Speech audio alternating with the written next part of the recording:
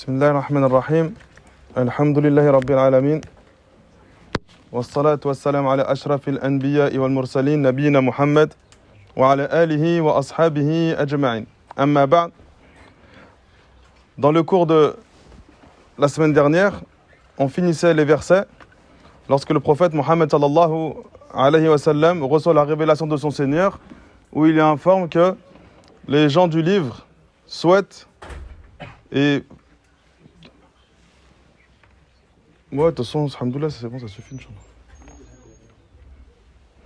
Que les gens du livre souhaitent voir les croyants sortir de la religion d'Allah subhanahu wa ta'ala. Ce qui les a encouragés à vouloir voir les musulmans sortir de la religion d'Allah azza wa jal, c'est leur jalousie. Ils étaient persuadés que la révélation allait leur être envoyée, et du coup elle a été envoyée aux prophètes ainsi qu'aux arabes, et de par cette jalousie, ils ont essayé de manigancer et ils ont souhaité faire sortir le prophète sallallahu alayhi wa sallam.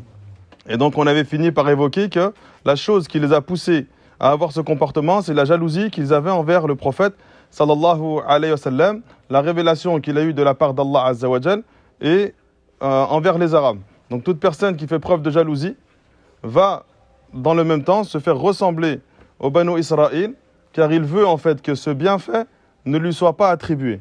Et la raison qui fait que tu veux pas que ce bienfait soit attribué à cette personne, c'est que toi, tu te sens plus légitime que lui de le recevoir. Et Banu Israël, ils se sentent, eux, plus légitimes de recevoir la révélation, d'accord, plutôt que les Arabes, à travers le prophète Mohammed sallallahu alayhi wa sallam. Ensuite, Allah subhanahu wa ta'ala nous dit وَقَالُوا لَنْ يَدْخُلَ الْجَنَّةَ إِلَّا مَنْ كَانَ هُودًا أَوْ نَصَارَى تِلْكَ أَمَانِيُّهُمْ قُلْ هَاتُوا بُرْهَانَكُمْ إِن كُنتُمْ صَادِقِينَ. Ils disent n'entreront en paradis que les juifs ou que les chrétiens. تِلْكَ أَمَانِيُّهُمْ, ça c'est leur désir, c'est les choses qu'ils souhaitent. قُلْ هَاتُوا بُرْهَانَكُمْ إِن كُنتُمْ صَادِقِينَ. Et dit ramenez vos preuves si vous êtes véridiques. Donc ça c'était des propos en fait qui étaient avancés par les Ahl al-Kitab, les gens du livre à l'époque du prophète sallallahu alayhi wa sallam. Chacun prétendait être la seule communauté qui allait entrer au paradis. On avait évoqué dans les cours précédents, dans le début de Surat al-Baqarah, وَقَالُوا لَن تَمَسَّ النَّارِ إِلَّا أَيَّامًا مَعْدُودًا. Les Juifs, ils ont dit ça. On n'entrera en enfer que pendant un laps de temps très court. Combien de temps ils ont dit, eux? Combien de temps ils pensaient qu'ils allaient entrer en enfer seulement? 40 jours. Pour eux, ils allaient entrer en enfer 40 jours. C'est pour ça qu'ils disent لَن تَمَسَّنَا النَّارِ إِلَّا أَيَّامًا مَعْدُودًا. On sera touché par le feu de l'enfer que pendant un court temps. Ensuite, on entrera au paradis et vous allez entrer en enfer. Et même dans ce châtiment de l'enfer pendant 40 jours, ils disaient, nous, on va entrer en enfer pendant 40 jours, on ne sera pas mélangé à vous en enfer. Il n'y aura que nous d'abord. Ensuite, nous, on sort, on va au paradis et tout le reste, ils vont en enfer. Donc même dans le châtiment, ils ne veulent pas s'associer aux autres. Et ces 40 jours, ça équivalait en fait au temps où Moussa il a reçu la Torah, et donc il a reçu la révélation. Ça lui a, Allah Azza wa Jal lui a mis 40 jours pour lui donner la révélation. Et eux, pendant ces 40 jours, ils ont adoré le veau. Et donc, en fait, en conséquence de cela, ils ont estimé qu'ils allaient entrer en enfer pendant 40 jours. Donc là, ça vient appuyer, en fait, encore une fois, leur croyance. Ils pensent être les seuls à entrer au paradis. Et ça montre les caractéristiques des personnes qui sont jalouses. C'est-à-dire que dans leur jalousie, elles veulent que tous les bienfaits leur appartiennent. C'est-à-dire que même le moindre bienfait, il ne faut pas que tu le possèdes, toi. Il n'y a que nous qui allons entrer en enfer. Malgré que la révélation vous a été révélée, on n'est pas d'accord avec celle-ci. Il n'y a que nous qui allons entrer il n'y a que nous qui allons entrer au paradis. Les chrétiens, ils ont dit la même chose. Il n'y a que nous qui allons entrer au paradis. Donc ça, c'était leur revendication et les choses qu'ils mettaient en avant à travers le prophète Mohammed sallallahu alayhi wa sallam. Allah, pour répliquer à cela, il dit « Tilka amaniyuhum ». Ça, c'est leur désir. En fait, c'est ce qu'ils souhaitent réellement. Être les seuls à pouvoir entrer au paradis. Et on sait que l'être humain, il n'entre pas au paradis de par ses prétentions. L'islam n'est pas basé sur tes prétentions. L'islam est basé sur tes œuvres. Donc tu prétends être musulman de par ta langue. C'est tes œuvres qui vont venir prouver si ce que ta langue a prononcé est véridique. Eh bien, eux, ils ont mis en avant cette croyance. Et Allah subhanahu wa ta'ala leur informe que votre entrée au paradis n'est pas rattachée à ce que vous prétendez. Laysa bi amaniyikum wala amani ahli al-kitab. Man ya'mal su'an yujza bihi. Cela ne dépend pas de ni de vos désirs, ni des désirs des gens du livre. Quiconque fait un mal sera rétribué en conséquence.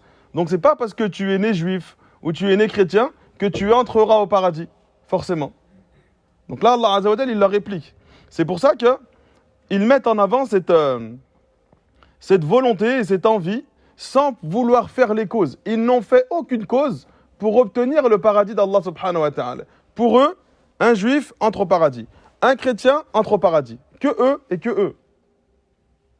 Sans faire aucune cause pour justifier cette prétention. Sans faire aucune cause pour obtenir le paradis d'Allah subhanahu wa ta'ala. C'est pour ça qu'Allah il a dit Laysa bi amaniyikum ou bien tilka amaniyuhum. Ça, ce sont simplement des prétentions et des désirs qu'ils recherchent. Et donc, Cheikh Al-Uthaymin, rahimallahu ta'ala, il dit à chaque fois que tu cherches et que tu convoites une chose et que tu veux obtenir une chose, il faut que tu œuvres pour pouvoir l'obtenir. Ça, c'est ancré dans la nature humaine. Si un homme veut avoir un enfant, alors on va lui dire il faut que tu te maries, il faut que tu aies un rapport avec une femme pour prétendre avoir un enfant qui t'appartient biologiquement. D'accord? Et tu vas devoir faire des causes pour l'obtenir. S'il te dit non, moi je fais rien du tout, mais je vais quand même avoir un enfant. Alors à ce moment-là, on va dire cette prétention que tu as, elle ne peut pas se concrétiser parce que derrière tu ne fais suivre par aucun acte. Et donc eux, ils ont prétendu cela. Derrière, il fallait qu'ils aient une œuvre. Et c'est pour ça qu'Allah subhanahu wa ta'ala leur répond de manière juste. Qul hatu burhanakum. Donc en fait, Allah, il tranche entre eux. Il tranche entre les juifs et il tranche entre les chrétiens qui disent nous, on sera les seuls à entrer au paradis. Nous, on sera les seuls à entrer au paradis. Allah, il leur dit Qul hatu burhanakum. Il tranche entre eux. Venez avec vos preuves si vous êtes véridiques. Donc là, on prend aussi comme argument, à chaque fois que tu viens prétendre d'une chose, il faut que tu viennes le prouver. Si tu affirmes qu'une chose est vraie, il faut que tu viennes le prouver. Avec des textes du Coran ou de la Sunna. Si tu veux réprimander une chose, tu veux rejeter une chose, tu veux blâmer quelque chose, il faut que tu viennes le prouver. Ce qui sort de ta bouche ne suffit pas si tu ne viens pas appuyer tes propos par la parole de ton Seigneur, Allah subhanahu wa ta'ala. Ensuite, Allah azza wa jalla leur répond et leur dit Bala man aslama wajhahu lillahi wa huwa muhsin. Non, mais quiconque soumet à Allah son être ou son visage, tout en faisant le bien, aura sa rétribution auprès de son Seigneur. Regardez Allah comment il répond de manière juste. Il ne dit pas c'est que les musulmans qui entreront au paradis. Comme eux, ils ont dit c'est que les juifs. L'autre, ils ont dit c'est que les chrétiens. Allah, il ne dit pas c'est que les musulmans, alors qu'en soi, c'est ça. Il dit celui qui soumet son visage, peu importe de quelle origine tu es. Tu peux être un juif, tu peux être un chrétien, tu peux être un noir, tu peux être un blanc. Si tu soumets ton visage à Allah, c'est toi qui auras droit à l'accès au paradis. Et donc Allah Azza wa Jalla ne désigne en réalité personne véritablement. Il le cite de manière large pour que tout le monde peut se sentir inclus. Si Allah avait dit que les musulmans, peut-être que les juifs et les chrétiens n'allaient pas se sentir concernés. Là, Allah dit toute personne qui soumet son visage, c'est-à-dire qui se soumet à Allah subhanahu wa ta'ala, même si à la base il est juif, il peut espérer entrer au paradis, comme ça fut le cas de certains compagnons. Même s'il est chrétien, et qu'il soumet son visage à Allah, et qu'il accepte la législation d'Allah subhanahu wa ta'ala, il peut accéder au paradis, les plus hauts degrés du paradis. Donc là, dans la réponse, Allah subhanahu wa ta'ala met en avant le fait que toute personne qui est soumise à lui entrera au paradis, peu importe de quelle origine il est. Si tu es né musulman, cela n'indique pas forcément que tu entreras au paradis automatiquement. Il faut que tu viennes le prouver par des actes, et cet acte, c'est de soumettre ton visage. Et dans ce verset, Allah Azza wa Jalla, il dit « Man aslama wajhahu » celui qui soumet son visage, « wa huwa muhsin » et qui est dans le même temps bienfaisant. Dans ce verset-là, on a deux actions importantes pour qu'Allah puisse valider tes œuvres. C'est que la première, tu soumets ton visage à Allah, ça fait référence à l'ikhlas, ça fait référence à la sincérité. Parce que tu soumets ton visage sincèrement pour Allah subhanahu wa ta'ala, zahiran wa batina. Ton cœur, il est soumis à Allah, tes membres sont soumis à Allah subhanahu wa ta'ala.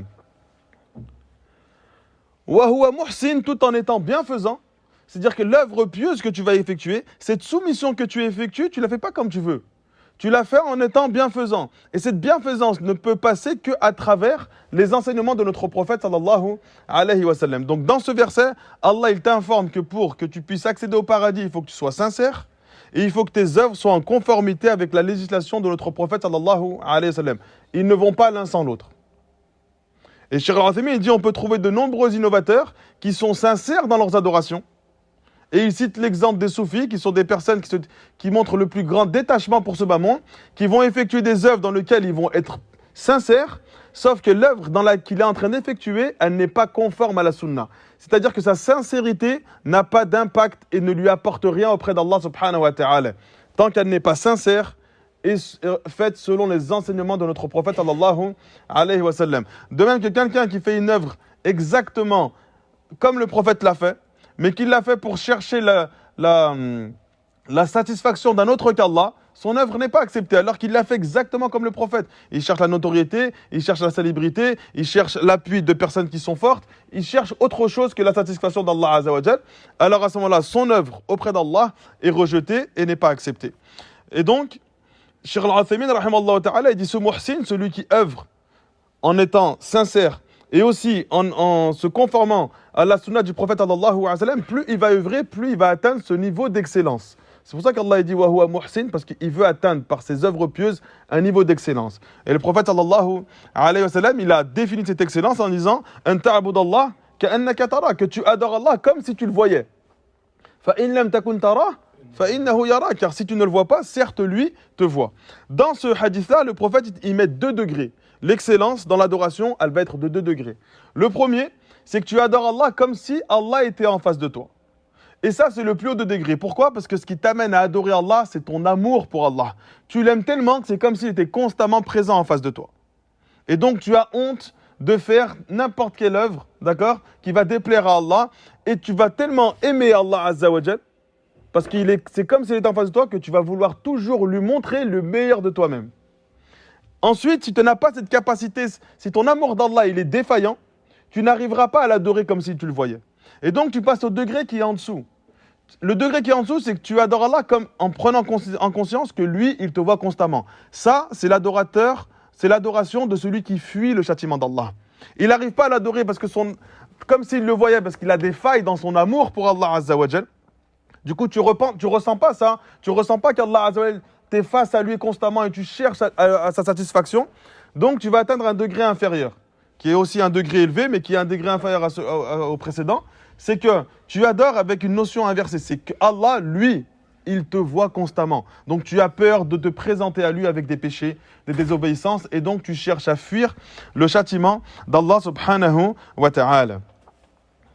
Ensuite, Allah dit, celui qui est soumis, qui soumet son visage, d'accord, et qui œuvre de manière bienfaisante, avec la sincérité, et en se conformant aux enseignements du prophète, فَلَهُ أَجْرُهُ عِنْدَ رَبِّهِ. Il aura sa récompense, sa rétribution auprès de son Seigneur. Il y a une raison pour laquelle Allah il a rattaché la récompense à lui. On sait qu'Allah Azza wa Jal, régulièrement, lorsqu'il t'informe que tu es en train de faire une bonne action, il te dit la récompense de cette bonne action, c'est telle chose. Celui qui suit une janaza, il aura un qirat ou 2 qirats. Et en fait, il rattache une récompense, d'accord, à ton adoration. Parfois, Allah subhanahu wa ta'ala ne rattache pas la récompense. C'est-à-dire, il ne te cite pas la récompense. Il te dit simplement que la récompense lui appartient. Comme pour le jeûne du Ramadan. Celui qui jeûne le mois du Ramadan, la récompense incombe à Allah. Toutes les récompenses qu'Allah subhanahu wa ta'ala s'est gardées pour lui indiquent que l'œuvre est immense auprès d'Allah et que la récompense est immense auprès d'Allah Azza wa Jal. Donc à chaque fois qu'Allah il parle d'une chose et qu'il cite la récompense et qu'il dit cette récompense lui appartient, tu comprends que la récompense de cette chose est plus grande que n'importe quelle autre. Pourquoi ? Parce que, étant donné qu'Allah, c'est lui Al-Azim, c'est lui l'immense, tout ce qui est rattaché à lui est immense. Et donc, la récompense qui est rattachée à cette immensité, à cette grandeur d'Allah, devient grande automatiquement. Ça fait partie des caractéristiques d'Allah subhanahu wa ta'ala.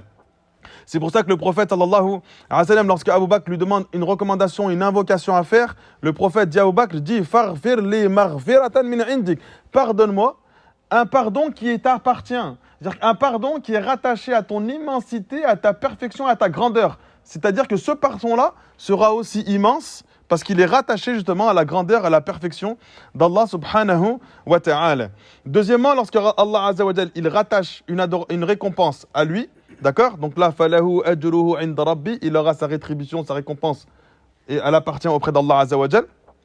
C'est que tu comprends qu'Allah Azza wa Jal ne perdra pas ta récompense. Parce que c'est celui qui consigne les œuvres des serviteurs et qui ne les oublie jamais. Et donc tu as une confiance que n'importe quelle œuvre que tu as effectuée, aussi petite soit-elle, elle a été consignée par Allah. Allah en a la connaissance, il ne l'oubliera jamais parce que la récompense est auprès de lui. Alors que, Cheikh Al-Uthaymin dit, lorsque tu confies un dépôt à quelqu'un, cette récompense, cette adoration, tu la confies à Allah. Toi, tu as œuvré, maintenant la récompense appartient à qui? À Allah. Donc cette adoration, tu la confies à Allah pour qu'il te la rende en récompense. Mais tu vas pas te dire que Allah il va oublier de te récompenser pour telle ou telle œuvre. Alors que Cheikh Al-Uthaymin, rahimallahu ta'ala, il dit, lorsque tu donnes un dépôt à quelqu'un, même si c'est une personne en qui tu as confiance, tu sais qu'à un moment donné, il est possible qu'il perde le dépôt.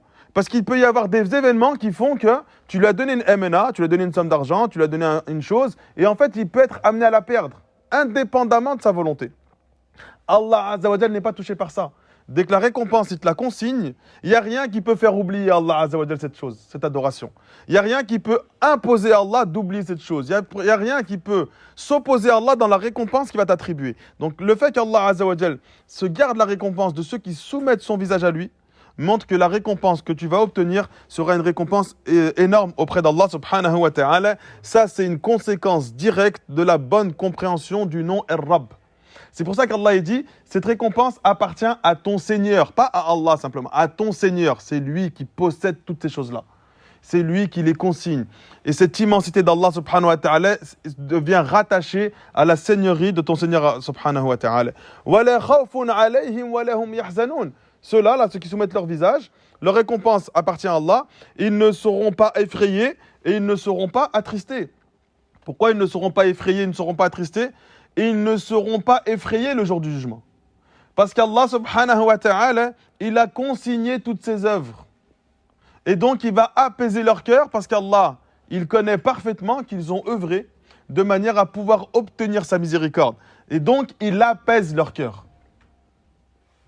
Même si c'est un moment terrible, le cœur des croyants sentira une certaine quiétude, différemment du cœur du mécréant.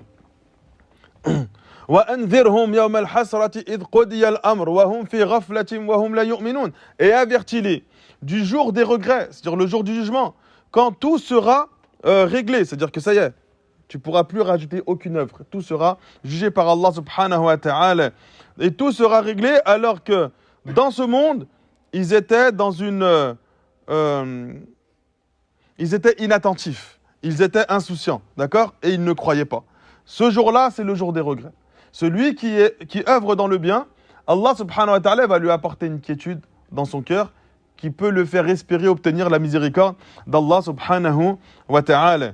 Et donc, Cheikh Al-Uthaymin dit, il ne sera pas triste parce qu'il récoltera les fruits des efforts qu'il a effectués dans ce bas monde. Quant à celui qui ne croit pas, il sera triste parce qu'il s'apercevra qu'en fait, toute sa vie a été menée vers la perdition. D'accord? وَيَوْمَ يَعَضُّ الظَّالِمُ عَلَى يَدَيْهِ يَقُولُ يَا لَيْتَنِي اتَّخَذْتُ مَعَ الرَّسُولِ سَبِيلًا يَا وَيْلَتَى لَيْتَنِي اتَّخَذْتُ يَا وَيْلَتَى لَيْتَنِي لَمْ أَتَّخِذْ فُلَانًا خَلِيلًا.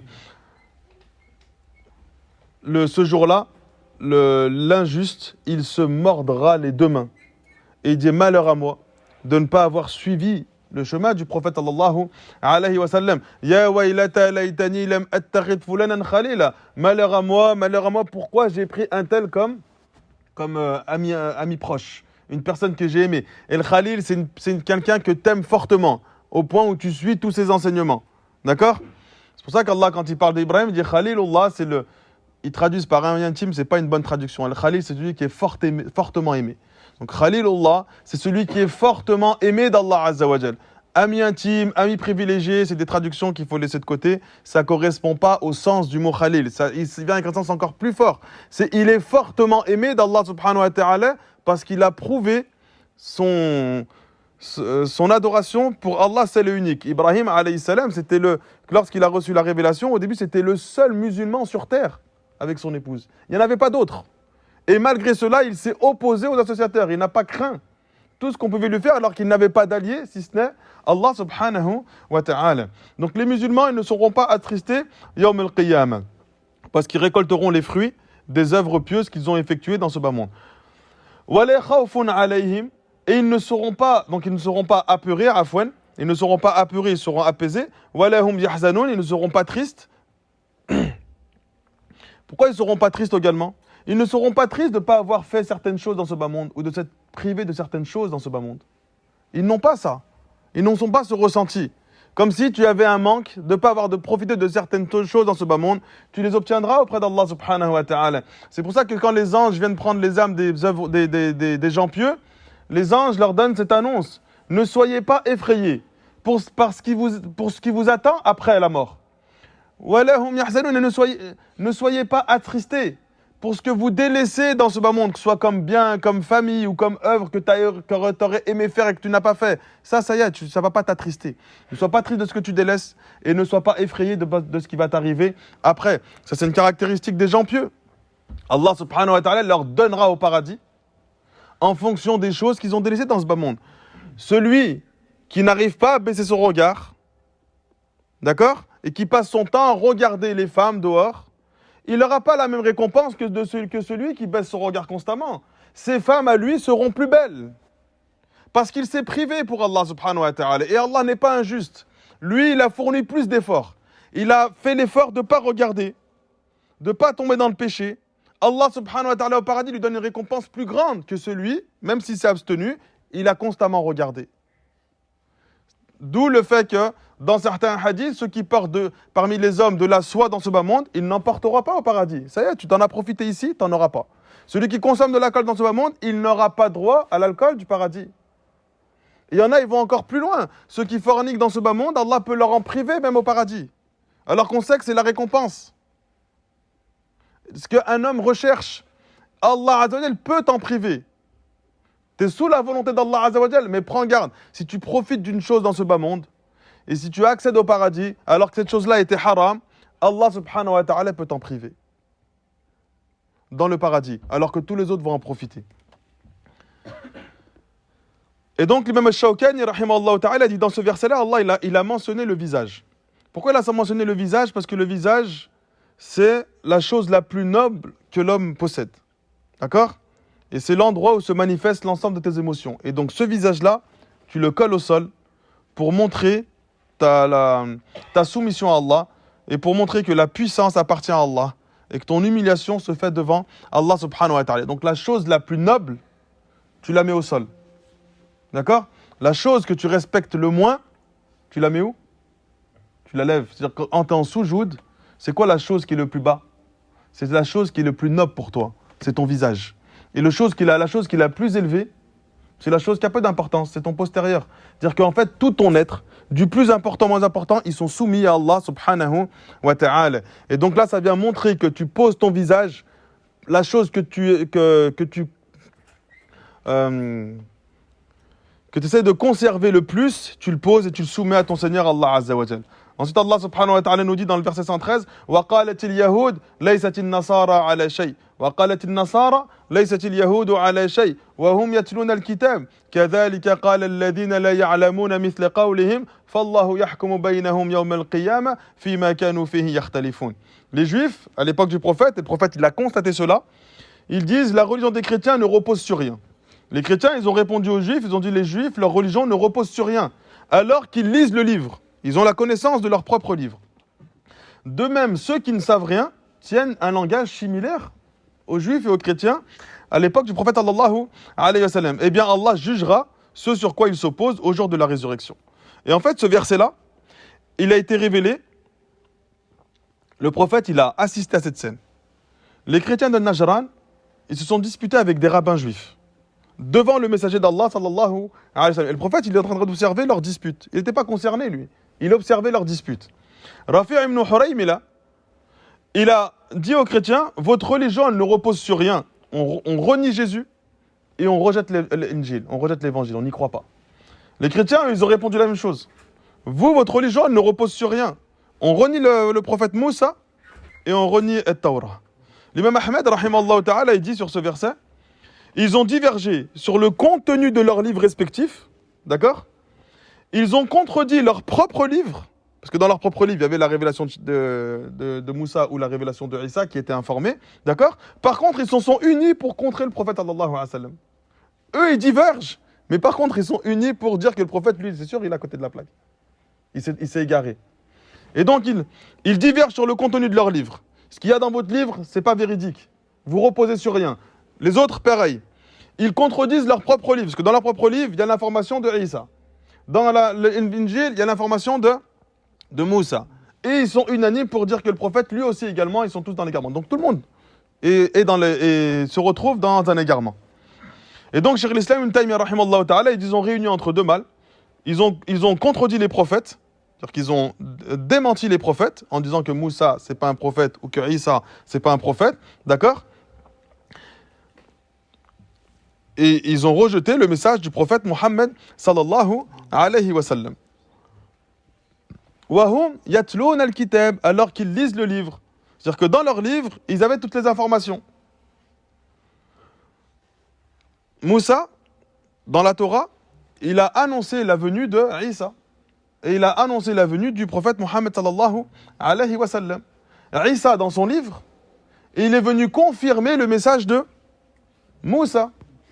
Et il est venu affirmer le message du prophète Mohammed sallallahu alayhi wa sallam. C'est pour ça qu'Allah dit Wahum yatloun al-kitab. Ils savent que dans leur livre, ils se rejettent une chose qui est présente. Ils rejettent Moussa, alors que chez les chrétiens, Moussa, il est nommé. Ils rejettent Isa, alors que chez les juifs, dans la Torah, Isa, il est nommé. Vous avez la science. Et vous avez quand même rejeté cela. Donc Moussa, il a annoncé la venue de Isa, Isa, il est venu avec la révélation. D'accord? Et Isa, il vient affirmer. Isa, c'est quoi l'une des particularités d'Isa? C'est qu'Isa, il reçoit l'Injil et il reçoit la connaissance de At-Tawrah. D'accord? Donc il reçoit les deux. On lui a donné At-Tawrah ou l'Injil. Donc Isa, il vient appeler les gens Injil, donc les gens de son peuple, mais dans le même temps, il vient corriger la Torah qui commençait déjà à être falsifiée. C'est pour ça que les Juifs, à la base, eux, ils n'avaient rien à voir. Bon, même si Isa, il a été envoyé dans ce peuple. Mais à la base, ceux qui suivaient Moussa, ils n'avaient pas d'intérêt à s'opposer à Isa. Parce que il y en a, ils n'étaient pas partis de leur peuple. Donc ils savaient que Isa était envoyé à son peuple. Pourquoi eux, ils sont venus s'en prendre à lui? Parce que justement, ils venaient corriger ce qu'ils étaient en train de falsifier. Et parmi eux, il y en avait qui faisaient partie du peuple de Isa. Donc ils se sont opposés à Isa. Alayhi salam. Alayhi kulli hal, c'est quand on lit l'histoire des prophètes qu'on comprend des détails de toutes ces choses-là. Ensuite, Allah subhanahu wa ta'ala dit كَذَلِكَ قَالَ الَّذِينَ لَا يَعْلَمُونَ مِثْلَ قَوْلِهِمْ. Cette parole qu'il prononce, le fait qu'il rejette à chaque fois la vérité, c'est une parole, d'accord? Ceux qui ne connaissent rien, ou ceux qui n'ont aucune science, disent la même chose. En fait, dans ce passage-là, Allah subhanahu wa ta'ala, il vient donner des informations. La première information, c'est un blâme sur les juifs et les chrétiens à l'époque du prophète. Pourquoi c'est un blâme? Même ceux qui connaissent rien, ils disent la même chose que vous, alors vous avez la science. Ça, c'est une humiliation. Toi, tu as la science, et quelqu'un qui connaît rien du tout, il dit la même chose que toi. Donc toi, tu constates son égarement, mais tu es en train de constater que c'est le même égarement que le tien. Sauf que toi, tu as une science, et que lui n'a pas de science. Et la deuxième information, c'est toute personne qui va rejeter la vérité, il s'est donné les mêmes caractéristiques que les gens du livre, parce qu'il connaît la vérité, et il refuse de la mettre en pratique pour s'éloigner d'Allah subhanahu wa ta'ala. فَاللَّهُ يَحْكُمُ بَيْنَهُمْ يَوْمَ الْقِيَامَةِ فِيمَا كَانُوا فِيهِ يَخْتَلِفُونَ. Et Allah jugera entre eux le jour du jugement sur les différends qu'ils avaient. Donc Allah subhanahu wa ta'ala فَمَاذَا بَعْدَ الْحَقِّ إِلَّا الضَّلَالِ. Après la vérité ne vient que l'égarement. C'est-à-dire qu'il n'y a qu'une seule vérité auprès d'Allah. Et Allah tranchera entre eux pour montrer l'égarement de chacun. Ensuite, Allah subhanahu wa ta'ala nous dit وَمَنْ أَظْلَمُ مِمَّنْ مَنَعَ مَسَاجِدَ اللَّهِ أَنْ يُذْكَرَ فِيهَا اسْمُهُ وَسَعَى فِي خَرَابِهَا أُولَٰئِكَ مَا كَانَ لَهُمْ أَنْ يَدْخُلُوهَا إِلَّا خَائِفِينَ لَهُمْ فِي الدُّنْيَا خِزْيٌ وَلَهُمْ فِي الْآخِرَةِ عَذَابٌ عَظِيمٌ. Qui est plus injuste que celui qui empêche l'évocation du nom d'Allah dans les mosquées d'Allah, وَسَعَى فِي خَرَابِهَا, et qui chemine et qui s'efforce à détruire ces lieux de culte. أُولَٰئِكَ مَا كَانَ لَهُمْ أَنْ يَدْخُلُوهَا إِلَّا خَائِفِينَ. Ceux-là, ils ne pourront y entrer qu'en étant remplis de peur. لَهُمْ فِي الدُّنْيَا خِزْيٌ. Ils auront dans ce bas monde une humiliation, donc un châtiment. وَلَهُمْ فِي الْآخِرَةِ عَذَابٌ عَظِيمٌ. Et ils auront dans l'au-delà un châtiment encore plus grand. Les savants, ils ont divergé parmi les mufassiroun sur ce verset, il concerne qui? À qui il a été adressé? Le premier tafsir de ce verset, c'est que ce verset s'adresse aux associateurs de Quraysh. Lorsque le prophète a reçu la révélation, ils ont empêché le prophète de venir auprès de la Kaaba. Donc ils lui ont fait un boycott pendant 3 ans, où le prophète était enfermé dans un village, dans une tribu. Et donc ils ont empêché que le nom d'Allah soit mentionné près de la Kaaba. Ça c'est le premier tafsir. Deuxième tafsir, il s'adresse aux chrétiens. Les chrétiens qui ont soutenu Bukhta-Nassar, comme on dit en français, Nabuchodonosor, c'est comme ça qu'on dit. Bukhta-Nassar, c'était le plus grand empire de Babylone. Eux, en fait, ils sont venus pour détruire Al-Quds. Il est venu, lui, pour détruire Bayt al-Maqdis. Les chrétiens l'ont aidé pour détruire Bayt al-Maqdis. Il a essayé de détruire aussi dans le même temps le temple de Sulayman. D'accord? Et Allah, il s'adresse en réalité à eux, d'accord, à ceux qui ont aidé. Le troisième tafsir, c'est que ça concerne tout le monde. Toute personne qui empêche quelqu'un d'évoquer le nom d'Allah Azza wa Jal dans des lieux de culte, alors il est concerné par ce verset, il fait la chose la plus injuste. Et Cheikh Al-Uthaymin, rahimahullah ta'ala, il dit,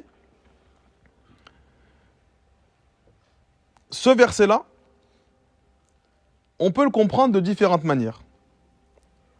Dans le sens où on peut l'appliquer dans notre vie à nous, dans la vie de tous les jours. Celui qui rentre à la mosquée et qui réserve un endroit que pour lui, d'accord? Et qui ne laisse pas les gens venir parce qu'il dit c'est ma place, il entre dans ce verset. Parce qu'il empêche les gens d'évoquer Allah Azza wa Jal dans cet endroit-là spécifique. C'est lui la cause. Et donc les savants disent qu'ils utilisent ce verset-là pour justifier que quand tu entres à la mosquée, tu n'as pas le droit de garder une place à toi. Tu viens, tu mets un tapis au premier rang et tu pars et tu reviens à la fin. Pourquoi? Parce que cet endroit-là, maintenant, personne ne peut venir y invoquer Allah Azza wa Jal. À cause de toi.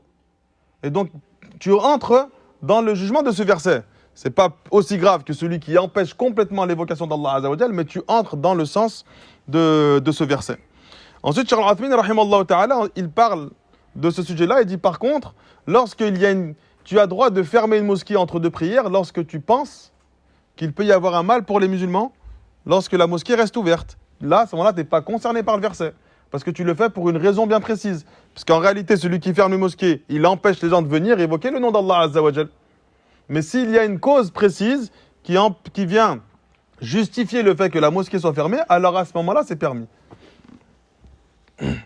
Ensuite, il dit, toute personne qui entre à la mosquée et qui dérange les musulmans, dans leur évocation d'Allah Azza wa Jal, il est concerné par celui-ci. Parce qu'il dit, wasa'a fi kharabiha, il chemine, il s'efforce à la destruction de ces mosquées, à la destruction de l'évocation d'Allah Azza wa Jal. Il dit ça prend un sens très large. Donc lorsque tu entres à la mosquée et que tu déranges les gens, et Cheikh Al-Uthaymin dit même pour celui qui récite le Coran dans la mosquée à voix haute et qui dérange les autres en train d'adorer Allah Azza wa Jal. À ce moment-là, tu rentres dans ce verset-là. C'est pour ça que Cheikh Al-Uthaymin, rahimallahu ta'ala, il a dit lorsque tu rentres à la mosquée et que tu arrives en retard pour la prière, par exemple, du Maghrib, d'accord? Ensuite, lorsque tu te lèves, tu dois prier à voix haute si tu as loupé certains rak'ah. D'accord? Il dit, lui, tu ne récites pas à voix haute parce que tu vas déranger les autres. Donc, si tu arrives en retard, par exemple, tu arrives pour l'Isha, tu n'as fait qu'une rak'ah avec l'imam. Ensuite, tu te lèves, tu es à la deuxième rak'ah. Ta deuxième rak'ah, normalement, tu récites à voix haute. Eh bien, lui, il dit, s'il y a des gens à côté de toi qui sont dans le même cas que toi, tu ne récites pas à voix haute parce que tu es en train de les déranger. Tu les déranges dans leur évocation d'Allah. Et la récitation, et ça tu le constates, quand tu es en train de prier et l'autre il est à côté de toi, et il récite à voix haute, ça te dérange en fait, ça te perturbe. Tu es plus attentif à sa récitation qu'à autre chose. Et du coup, tu ne le fais pas. Donc tout ce qui fait, ou tout ce qui t'amène à déranger les musulmans dans leur évocation d'Allah Azza wa Jal, te fait entrer dans ce verset-là. Ulaika ma kana lahum fil... C'est quoi la suite? Eux, ceux qui agissent ainsi, qui cherchent à détruire les mosquées ou les lieux de culte pour éviter l'évocation d'Allah Azza wa Jal, lorsqu'un jour ils vont être amenés à entrer dans une mosquée, ils vont y entrer avec crainte et avec peur, parce qu'ils savent ce qu'ils ont fait. Et ils ont peur qu'un châtiment d'Allah subhanahu wa ta'ala vienne s'abattre sur eux. Et donc ils sont tout le temps effrayés parce qu'ils savent qu'ils sont en train de faire une chose qui déplaît au Créateur, Allah subhanahu wa ta'ala. Lahum fid dunya khizyun wa lahum fil akhirati adabun azim. Ils auront un châtiment dans ce bas monde, c'est-à-dire qu'Allah il va mettre dans leur cœur un dirk, il va mettre dans leur cœur une angoisse, une panique, une frayeur, et en plus de cela, c'est-à-dire qu'ils ne pourront pas être touchés par le bonheur, en plus de cela, ils obtiendront auprès d'Allah subhanahu wa ta'ala un châtiment. Là, je vais vous poser une question. On sait qu'Allah subhanahu wa ta'ala, de par sa miséricorde, lorsque tu fais un péché, et qu'il te châtie, pour qui que ce soit, et qu'il te châtie dans ce bas monde, alors tu n'en seras plus châtié dans l'au-delà. D'accord? Tu as fait un péché, Allah Azza wa Jal t'a châtié dans ce bas monde, c'est justement pour te purifier et que ce péché-là n'ait plus d'impact dans l'au-delà. Et ça, c'est pour tout le monde. Pourquoi là, dans ce verset, Allah il dit, ils auront un châtiment dans ce bas monde et ils auront à l'au-delà un châtiment encore plus grand. Là, Allah Azza wa Jal, comme dit Cheikh Al-Uthaymin, yajma' bayna al-uqubatayn. Allah il a associé les deux châtiments, alors que normalement on sait que ça, Allah ne le fait pas, par justice et par miséricorde.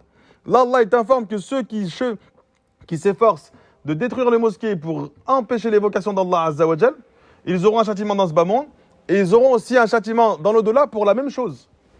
Pourquoi? Parce que Allah il accorde à certaines personnes un bienfait dans ce bas monde, et ce bienfait il le transforme en châtiment. Non. Parce qu'il continue à faire ce. Non. Il a été injuste avec les musulmans et avec Allah. Ah, presque. Pas forcément que les musulmans. Pourquoi? Parce que le mal qu'il a fait, c'est pas un mal que entre lui et Allah. C'est un mal où il y a une tierce personne qui a été impliquée. Et donc, lorsqu'un serviteur fait du mal à quelqu'un, et il y a une tierce personne qui est impliquée, Allah le châtie dans ce bas monde et dans l'au-delà. Par contre, si tu fais un péché qui est entre toi et Allah, t'as regardé une femme, t'as fait même un grand péché, zina, peu importe. Il y a une chose qui est entre toi et lui. À ce moment-là, si Allah t'envoie une punition dans ce bas monde, c'est parce qu'il t'empêche le châtiment dans l'au-delà. Par contre, si tu fais du mal à quelqu'un, Allah subhanahu wa ta'ala te châtie dans ce bas monde et dans l'au-delà. Et Cheikh Al-Uthaymin dit, pourquoi il te châtie dans ce bas monde? Il te châtie toi dans ce bas monde pour apaiser le cœur à celui qui t'a fait du mal. Il dit parce que quand quelqu'un te fait du mal et que tu vois qu'il est éprouvé par le châtiment d'Allah, tu te réjouis. Parce que tu sens qu'Allah il a été juste, il lui a rendu le mal qu'il t'a fait sans que toi tu n'aies fait preuve d'injustice. Et donc Cheikh Al-Uthaymin rahimahullah ta'ala dit yashfi qalb al-madlum, afin de soigner, de guérir, d'apaiser le cœur de celui qui a été opprimé. Donc Allah, ça montre la justice et la miséricorde d'Allah. Tu as fait du mal à quelqu'un, Allah il va sallat alayk, il va faire s'abattre quelqu'un sur toi qui te fera peut-être la même chose que lui. Pourquoi? Pour que lui constate que tu as subi la même chose et que son cœur soit réjoui. Il s'apaise. Il ne sent plus cette injustice parce que ça y est, tu as été châtié par Allah subhanahu wa ta'ala. Ensuite, Allah te châtiera dans l'au-delà pour lui avoir désobéi. Et si Allah décide de te pardonner, c'est son choix. Mais en tout cas, tu recevras les deux. Wa fil akhirati adhabun azim. Par contre, le châtiment de l'au-delà, il est encore plus immense que le châtiment que tu peux obtenir et avoir dans ce bas monde. Donc lorsque tu es touché par une épreuve dans ce bas monde, remercie Allah Azza wa Jal, c'est parce qu'en fait il veut te purifier de certains péchés, parce que son châtiment pour ce péché que tu as effectué auprès d'Allah, il est azim, il est encore plus immense. Donc c'est une joie. Pourquoi Omar ibn Abdel Aziz, rahimallahu ta'ala, il dit je connais le bonheur qu'à travers l'épreuve. Parce qu'il comprend que cette épreuve-là, c'est une purification de la part d'Allah afin qu'il ne reçoive pas un châtiment encore plus grand auprès d'Allah. Ça, c'est le plus haut degré face aux épreuves, c'est une satisfaction, une joie, un bonheur que seuls les gens pieux et vertueux arrivent à comprendre. Dans l'épreuve, il y a plusieurs catégories de personnes. Il y a deux catégories de personnes qui sont nobles. La première, c'est celle qui surmonte l'épreuve, d'accord, en faisant des choses qui plaisent à Allah. C'est-à-dire que dans son épreuve-là, il n'a pas une mauvaise pensée d'Allah, une mauvaise opinion d'Allah, il ne fait pas d'actes qui déplaisent à Allah Azza wa Jal, il surmonte l'épreuve. Sauf que dans le même temps, il espère que cette épreuve soit loin de lui. Donc il dit cette épreuve-là, je l'accepte, mais si elle peut partir, ça m'arrange. Parce que je ne la supporte pas, c'est difficile. Donc lui, il est aimé d'Allah, parce qu'en fait, il répond à l'épreuve de manière noble. Cette épreuve-là l'amène à se rapprocher d'Allah Azza wa Jal. Par contre, si on lui laisse le choix, il préfère ne pas la vivre. La plupart des gens, ils sont comme ça. D'accord ? L'autre degré, c'est que l'épreuve, elle arrive, tu es content. Tu veux qu'elle reste, en fait. Tu veux que cette épreuve-là soit présente parce qu'elle ne fait que te purifier. Et tu veux absolument pas être touché par le châtiment d'Allah Azza wa Jal, l'yawm al-qiyam, parce que pourquoi ? Wa fil akhirati adhabun azim, et dans l'au-delà, il a un châtiment encore bien plus grand. Cheikh Al-Uthaymin dit ensuite, pourquoi Allah subhanahu wa ta'ala châtie les gens dans ce bas monde ? Pour leur faire comprendre de la gravité du châtiment dans l'au-delà. Parce que les êtres humains ne prennent conscience d'une chose que lorsqu'ils la vivent directement. Lorsque tu es touché par une épreuve, tu sens une peine, tu sens une angoisse, tu sens une tristesse, tu sens une difficulté, tu sens un dire, tu sens que tu es oppressé. Eh bien ça là, c'est un tout petit peu de ce qui t'attend dans l'au-delà. Et ce sentiment, tu ne veux pas le vivre. Tu vas le vivre éternellement. Et ce petit sentiment que tu as dans ce bas monde, il n'a rien à voir à celui de l'au-delà. C'est pour ça que celui de l'au-delà, tout le monde va se détester. Tout le monde va se détester en enfer. Pourquoi tout le monde va se détester? Même psychologiquement, le châtiment, il est insupportable. Toute personne que tu vois, tu dis c'est à cause de lui que je suis en enfer. Tu ne vas pas remettre la faute que sur toi. Pour toi, c'est les autres qui t'ont égaré. C'est-à-dire qu'il n'y a pas de lien, tu ne te serres pas les coudes. Ça n'existe pas. Les gens, des fois, ils posent des questions. Tu préfères être au paradis tout seul ou en enfer avec tes proches? Ils croient qu'en enfer, il va s'amuser en fait. Dans l'enfer, tu vas détester tout le monde. Tu vas avoir une haine naturelle. Ce que tu supportes pas dans ce bas monde lorsque tu es face à l'épreuve, c'est éternel en enfer. Et Ibn Qayyim, rahimallahu ta'ala, dit pourquoi en plus au-delà de cette haine? Parce que quand tu vis une épreuve et que tu n'as pas de soutien, elle est encore plus difficile. Dans ce bas monde, lorsque tu vis une épreuve tout seul, c'est trop dur. Mais dès que tu vois que il vit la même épreuve que toi, ça te soulage. Tu as loupé le bac, il y en a 15, ils nous ont loupé le bac, ça va. Je ne me sens pas trop dégoûté. Parce qu'en fait, tous ceux qui sont avec moi, ils vivent la même épreuve. Du coup, ça te réconforte et vous vous soulagez dans cette épreuve. Eh bien, dans l'enfer, il n'y a pas ça. Tu as l'impression de vivre toi tout seul cette épreuve parce que dans ton cœur, Allah, il t'empêche de trouver un quelconque soutien. Tu n'as pas d'allié, tu n'as personne. Ensuite, Allah subhanahu wa ta'ala nous dit, et ça c'est pareil pour le paradis. Lorsque Allah il te comble d'un bienfait, que ce bienfait tu l'utilises dans l'adoration, que tu sens une sorte d'apaisement, de joie dans l'adoration d'Allah subhanahu wa ta'ala, ça c'est pas comparable à ce que tu peux obtenir dans le paradis d'Allah subhanahu wa ta'ala. C'est un avant-goût, on va dire. Et donc le serviteur, lorsqu'il prend conscience que dans sa vie, il y a des moments difficiles et des moments de bonheur, il arrive à comprendre plus ou moins ce qui peut l'attendre dans l'au-delà. Alors que le paradis, c'est ce que l'œil n'a jamais vu, ce que l'oreille n'a jamais entendu et ce que le cœur ne pourra jamais s'imaginer. Malgré cela, Allah te fait vivre des choses pour que tu puisses avoir une notion de bonheur et de malheur. Ensuite, Allah subhanahu wa ta'ala nous dit وَلِلَّهِ الْمَشْرِقُ وَالْمَغْرِبُ فَأَيْنَمَا تُوَلُّوا فَثَمَّ وَجْهُ اللَّهِ إِنَّ اللَّهَ وَاسِعٌ عَلِيمٌ. Après ce verset-là, Allah subhanahu wa ta'ala, il informe au prophète, même s'il y en a qui cheminent pour détruire les mosquées, d'accord? Walillahi al-mashriq wal-maghrib. À Allah appartient l'Occident et l'Orient. C'est-à-dire qu'en fait, peu importe où tu vas tourner ton visage, dans une mosquée ou pas dans une mosquée, peu importe. Ils peuvent essayer de t'empêcher d'évoquer Allah dans les lieux de culte. Sache qu'Allah Azza wa Jal, son immensité englobe toute chose. Ce qui fait que tu t'orientes, peu importe où tu es, vers Allah subhanahu wa ta'ala. Allah Azza wa Jal, fathamma wajhullah, se trouvera ici la face, le visage d'Allah subhanahu wa ta'ala. Inna Allah wasi'un alim. Et ce verset-là, il a été révélé au prophète sallallahu alayhi wa sallam. On sait que le prophète, lorsqu'il était à la Mecque, donc le prophète, lorsqu'il reçoit la révélation à la Mecque, ensuite il reçoit l'ordre de la prière vers la fin de la révélation, il prie à Mecca. D'accord? Et il prie à Mecca en direction de Bayt al-Maqdis. Sauf que Bayt al-Maqdis, il faisait face à la Kaaba. D'accord? Donc en fait, il ne priait pas direction de Kaaba, il priait direction Bayt al-Maqdis, mais dans le même temps, la Kaaba était dans cet angle-là. Donc le prophète, il faisait en sorte de s'orienter vers Bayt al-Maqdis, mais toujours d'être face à la Kaaba. C'était ça une des particularités du prophète, sallallahu alayhi wa sallam. C'est pour ça que quand il arrive à Médine, et qu'Allah subhanahu wa ta'ala lui demande de s'orienter vers Bayt al-Maqdis, il prie comme ça pendant 16 mois, en direction de Bayt al-Maqdis. Mais son visage se lève et s'oriente toujours vers la Kaaba. À Mecca, il ne ressentait pas ce besoin parce que la Kaaba était en face de lui, même si l'orientation n'était pas la Kaaba. Et bien lorsqu'il arrive à Médine, il a ressenti ce besoin. Et Allah subhanahu wa ta'ala, par miséricorde, change la Qibla et l'oriente vers Bayt al-Maqdis. Et en fait, Allah, il vient abroger cela, mais pas tout de suite. D'accord? Le prophète arrive à Médine, il prie pendant 16 mois. Allah il lui dit, peu importe où tu t'orientes, le visage... Ici, il y a le visage d'Allah. On a un hadith, le prophète nous dit, lorsque le serviteur prie, Allah place son visage face au visage du serviteur. Et il reste comme ça jusqu'à ce que son serviteur se déconcentre ou pense à autre chose ou n'a pas de khushu' dans sa salat. Allah subhanahu wa ta'ala, il se retire. Eh bien Allah, il informe de cela au prophète sallallahu alayhi wa sallam. C'est pas tout de suite que la Qibla elle a été changée. C'est pas vers après, le verset 150 de Surat al-Baqarah, d'accord? Allah subhanahu wa ta'ala, il ordonne au prophète de changer la Qibla. Plutôt de changer son orientation. Et le terme wajh, ici dans ce verset-là, فَثَمَّ وَجْهُ اللَّهِ, ici peu importe où tu tournes ton visage, il y a la face d'Allah Azza wa Jal, les mufassirun, ils ont divergé. Certains, ils ont dit que c'est véritablement le visage d'Allah subhanahu wa ta'ala. On sait que le visage, c'est un attribut d'Allah Azza wa Jal qui correspond à la perfection et à la grandeur et à l'immensité et à la majestuosité d'Allah. Il n'a rien à voir au visage des serviteurs. D'accord? Donc on peut pas lui donner un semblable dans cela. Mais il a un visage, et le mot visage, c'est de cette manière-là qu'on comprend. Sauf que dans la langue arabe, le terme visage, il vient aussi avec le sens de direction. Peu importe où tu t'orientes, tu es dans la direction d'Allah. Il vient avec ce sens-là. D'accord? Mais la règle de base, c'est que chaque mot du Coran, tu le comprends selon son premier sens. D'accord?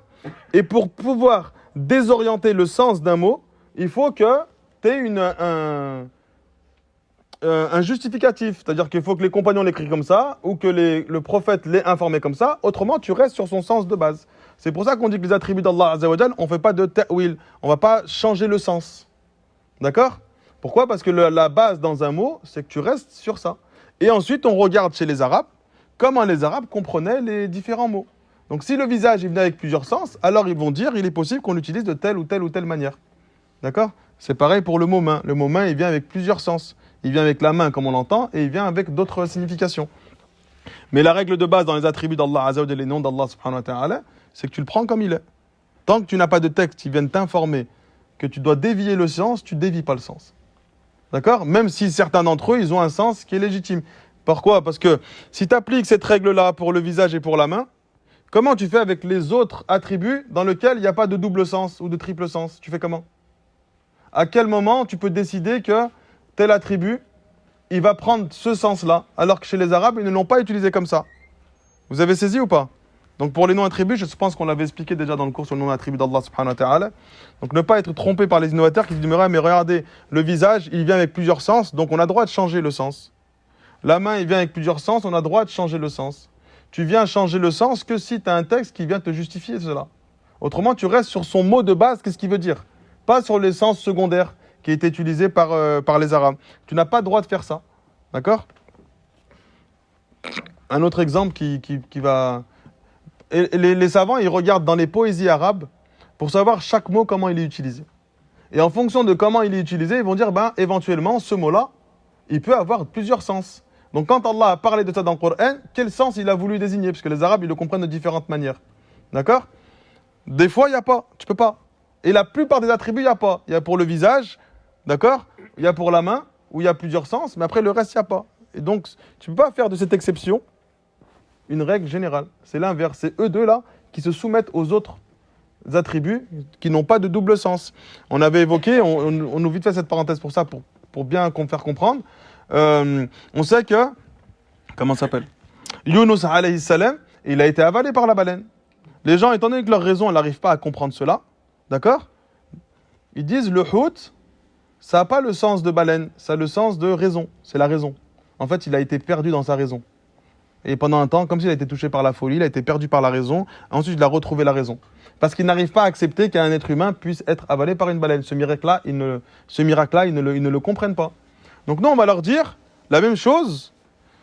Le mot hout qu'Allah a étudié dans le Coran, on va observer comment les Arabes l'utilisaient. Si ce mot hout, le mot poisson, baleine ou cachalot, le hout, c'est un gros poisson. Si ce mot hout, il a été utilisé avec le sens de la raison, alors on va dire il est possible qu'Allah, quand il parle du hout, il parle de la raison. Et que Yunus a été perdu et avalé dans sa raison. Sauf que les Arabes n'ont jamais utilisé dans leur poésie, d'accord, ou dans leur parler, le mot hout comme la raison. Du coup, il est impossible pour vous de désorienter le sens vers un sens qui n'a jamais été utilisé par les Arabes. Eh bien, pour tous les attributs d'Allah Azza wa Jal, on applique cette règle-là.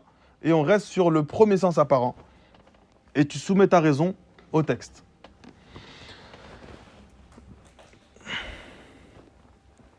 Ensuite, Allah dit Inna Allah wasi'un alim.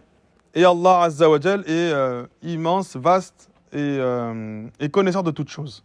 Donc, dans ce verset-là, Allah subhanahu wa ta'ala, il t'informe qu'il est wasi'. C'est-à-dire qu'en fait, Allah subhanahu wa ta'ala, tout ce qui est rattaché à Allah est illimité. C'est-à-dire que sa miséricorde, elle est wasi'. Sa miséricorde, pourquoi elle est vaste? Elle est illimitée. Elle n'a pas de fin.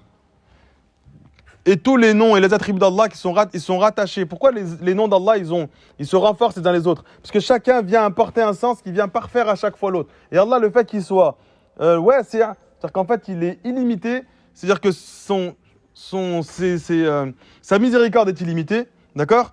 Son pardon est illimité, sa science est illimitée, ses dons sont illimités, et tout ce qui est rattaché à la connaissance d'Allah subhanahu wa ta'ala, à Allah azza wa jal, devient dans le même temps illimité. Donc sa récompense, donc Allah dit wasi'un alim, inna Allah wasi'un alim, tout ce qu'il y a entre les cieux et la terre appartient à Allah subhanahu wa ta'ala, il n'y a rien qui est limité pour Allah azza wa jal.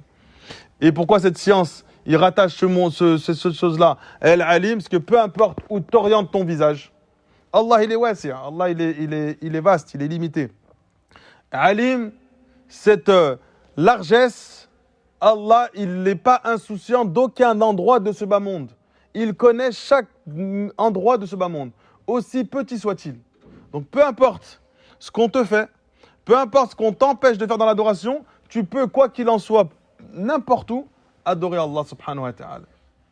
De manière saine et de manière correcte. Pourquoi? Parce qu'Allah azza wa jal te fait face à chaque instant. Et toutes les attaques ne te dérangent pas. Parce qu'ils ne peuvent pas t'empêcher, peu importe où ils te mettent, ils ne peuvent pas t'empêcher d'adorer Allah azza wa jal. Et c'est ce qui était arrivé aux nombreux savants qui nous ont précédés.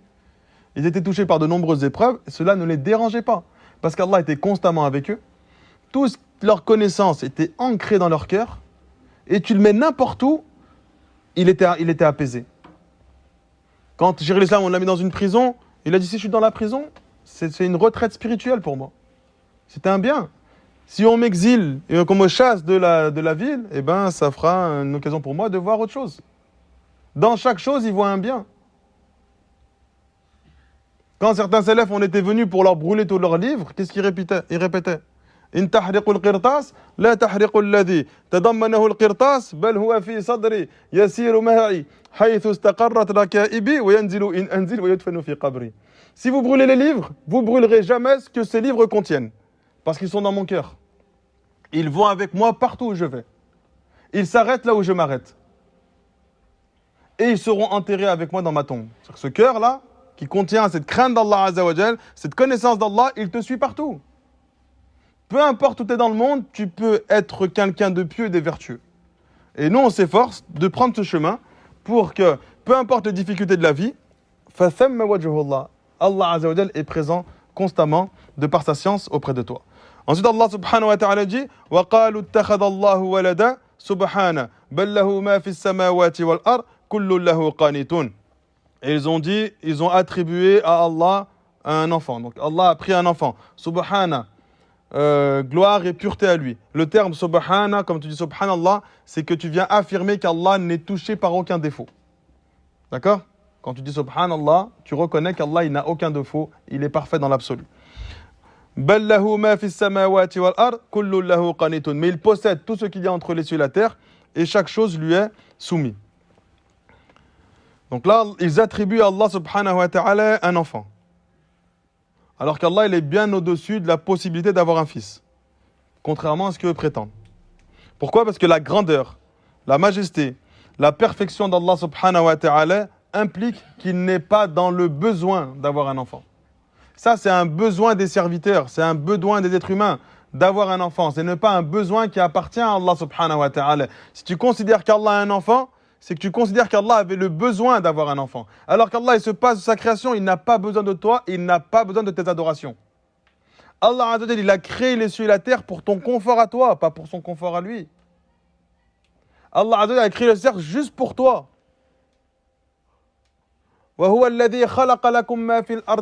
C'est lui qui a créé tout ce qu'il y a sur terre, lakum, pour vous. Donc si Allah il a créé les cieux et la terre, c'est pour pouvoir récompenser les serviteurs qui se sont soumis à lui. C'est pas parce qu'il a besoin d'eux. Et étant donné qu'il n'a pas besoin de sa création, il n'est pas dans le besoin de s'attribuer un enfant. Ce n'est pas une chose qui convient à la perfection et à la richesse d'Allah subhanahu wa ta'ala, parce que tout dépend de lui. Et le fait de reconnaître à Allah Azza wa Jal un enfant, cela voudrait dire que cet enfant-là, il va posséder des caractéristiques de son père. Parce que l'enfant, il possède les caractéristiques de ses parents par filiation. Et donc, si Allah il s'attribue un enfant, cet enfant-là prend normalement les caractéristiques d'Allah Azza wa Jal. C'est-à-dire que ça va à l'encontre de l'unicité d'Allah. C'est-à-dire qu'Allah subhanahu wa ta'ala, il vient déverser des caractéristiques qui lui sont propres et il les éparpille. Et donc Allah ne devient plus unique. Parce que chaque personne possède en lui une perfection d'Allah Azza wa Jal. C'est pour ça que les soufis, ils vont dans ce sens-là. Où l'être humain, il faut qu'il atteigne cette perfection. Pourquoi? Parce que les soufis, c'est ce qu'on appelle wahdatul wujuh. Pour eux, tout est Allah. C'est-à-dire que l'être humain, il a en lui une perfection d'Allah Azza wa Jal.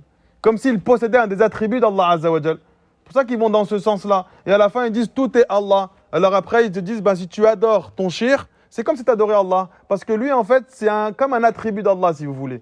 Il est issu de la perfection d'Allah et donc, il faut qu'il atteigne cette perfection qui est Allah en soi. Donc, je n'adore pas lui, j'adore Allah. C'est ça leur argument. C'est comme ça qu'ils y arrivent à chaque fois à égarer les gens. Ils viennent avec cette logique. Cette logique est à la base venue chez les chrétiens. C'est les chrétiens qui ont fait ça. Ils se sont mis à adorer Isa. Eux, ils ont voulu obtenir cette élévation. Ils ont dit, nous, on va faire pareil, mais c'est nous qui allons être adorés. Et donc, ces machaïrs deviennent des divinités. Mais pour eux, ils sont en train d'adorer Allah à travers lui. Et donc, si on reconnaît que Isa, il est issu d'Allah subhanahu wa ta'ala, c'est-à-dire qu'il partage des traits communs à Allah, de par sa majesté et de par sa grandeur. Et ça, c'est un défaut qu'on attribue à Allah. C'est pour ça qu'après ce verset, Allah il dit Subhana. Gloire et pureté à lui. C'est-à-dire que ce défaut-là que vous l'avez attribué, il ne convient pas à Allah subhanahu wa ta'ala.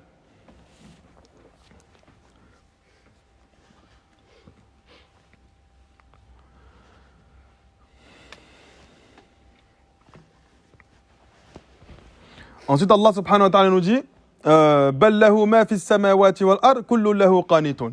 Pourquoi Allah azza wa jal, pour justifier qu'il ne possède pas d'enfant, il part de sa seigneurie.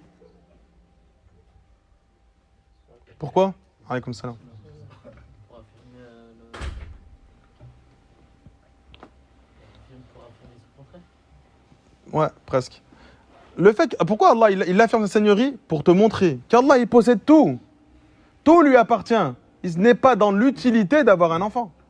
Parce que tout appartient à Allah. Cette seigneurie, elle englobe quoi? Allah, il crée chaque chose comme il veut, sans associer. Personne ne l'a aidé dans la création. Il fait ce qu'il veut. Et il crée ce qu'il veut. Il gère dans ce bas monde tout ce qu'il désire. De la façon dont il désire. Il a ce commandement. Il ordonne à une feuille de tomber à un arbre, cette feuille tombe d'un arbre. Et Allah Azza wa Jalla le sait, et Allah ne l'oublie jamais. Même la chose la plus insignifiante.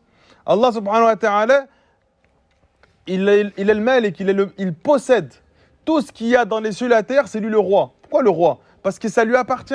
Il n'y a rien qui appartient à quelqu'un d'autre qu'Allah Azza wa Jal. Même ce que tu possèdes toi, il appartient à Allah. Et c'est El Murabbi, c'est lui qui éduque ses serviteurs. Il n'a pas besoin d'avoir un enfant. Ça, c'est un défaut que tu attribues à ton créateur, Allah subhanahu wa ta'ala. C'est pour ça qu'il affirme sa seigneurie. D'accord? Et il dit que tout est soumis à lui. Et donc rien dans la création n'est une part d'Allah Azza wa Jal et peut obtenir une part. Parce que si tu dis Isa, c'est une partie d'Allah, donc il peut obtenir une partie de l'adoration. C'est dans ce sens qu'ils sont allés. Et c'est pour ça que les soufis ont suivi cette voie.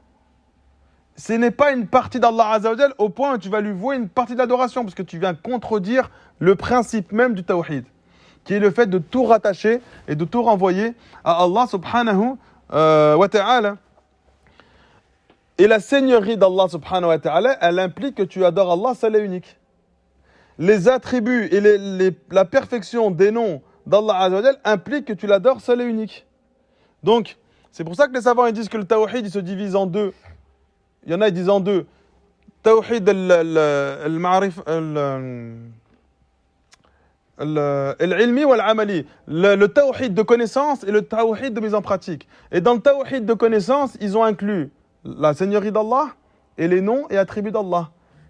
Et dans le tawhid d'action, ils ont inclus les adorations. C'est-à-dire que ces deux tawhids-là, ils ont pour objectif de te faire adorer Allah. Seul et unique. C'est pour ça qu'il y en a, ils le divisent qu'en deux et non pas en trois. Ala kulli hal. Ensuite, Allah subhanahu wa ta'ala nous dit Badi'u samawati wal ard wa idha qada amran fa innama yaqulu lahu kun fayakun. Là, ils viennent encore affirmer sa seigneurie.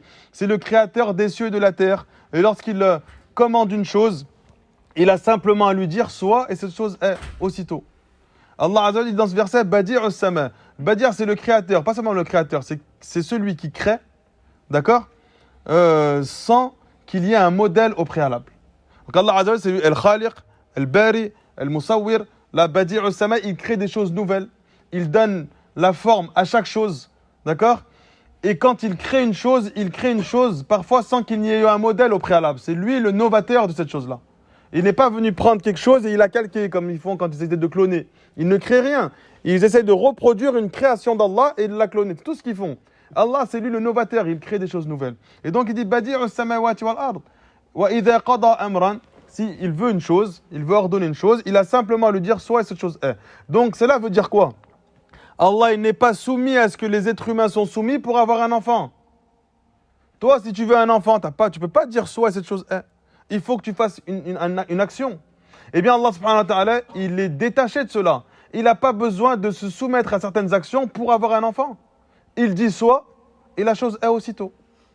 Et lorsqu'il a donné cette âme à Isa alayhi salam dans le ventre de sa mère, cette âme-là a été insufflée par la parole d'Allah subhanahu wa ta'ala. C'est pour ça qu'on dit que Isa alayhi salam, il est issu de la parole d'Allah azza wa jalla. Allah, il lui a dit soit et il a été aussitôt. وَجَعَلُوا لِلَّهِ شُرَكَاءَ الْجِنِّ وَخَلَقَهُم وَخَرَقُوا لَهُ بَنِينَ وَبَنَاتٍ بِغَيْرِ عِلْمٍ سُبْحَانَهُ وَتَعَالَى عَمَّا يَصِفُونَ. Allah est dans le Coran.